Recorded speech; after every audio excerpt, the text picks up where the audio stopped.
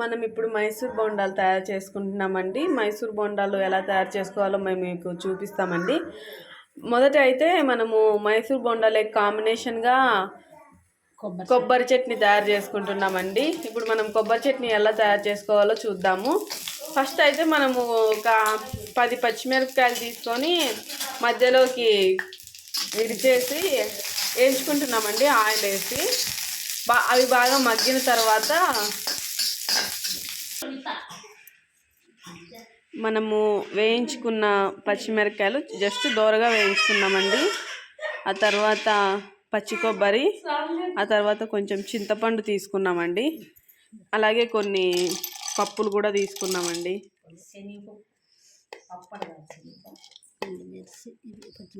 పచ్చిమిర్చి, పప్పులు, కొంచెం చింతపండు, ఆ తర్వాత పచ్చి కొబ్బరి ముక్కలండి అన్నీ.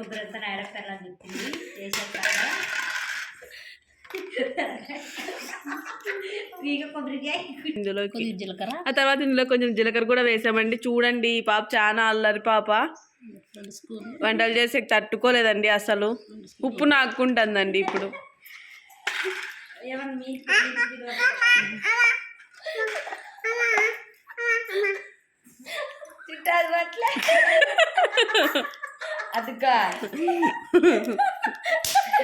మీ ఇంట్లో కూడా ఇలాంటి పిల్లలు ఉన్నారా అండి?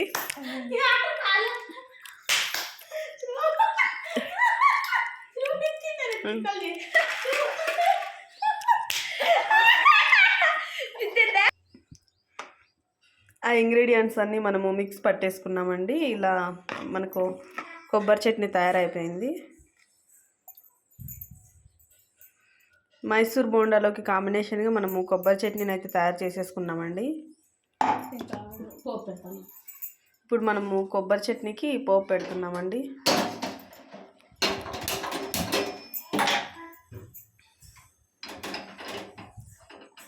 మన ఇంట్లో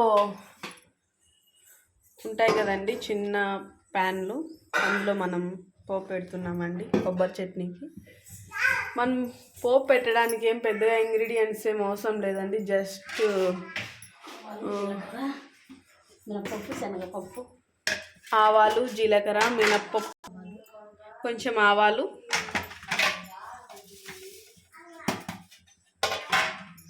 కొంచెం జీలకర్ర, శనగపప్పు, మినప్పప్పు,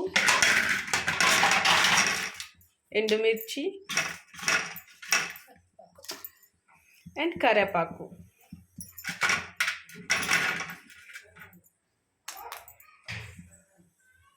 కరివేపాకు కొంచెం ఎక్కువ వేసుకున్నా చాలా బాగుంటుందండి మనకు. అలాగే శనగపప్పు మరియు మినప్పప్పు రెండు అవి నూనెలో తేలిన తర్వాత తినడానికి బాగా క్రిస్పీగా చాలా టేస్టీగా ఉంటాయండి.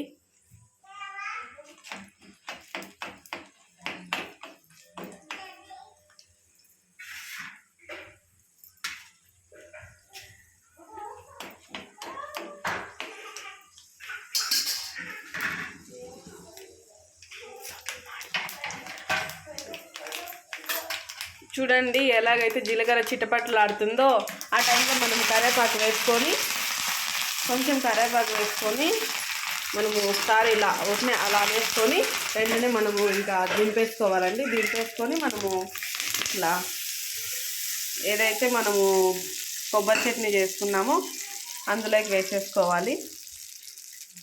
ఇప్పుడు మనం కొబ్బరి చట్నీ తయారు చేసేసుకున్నామండి.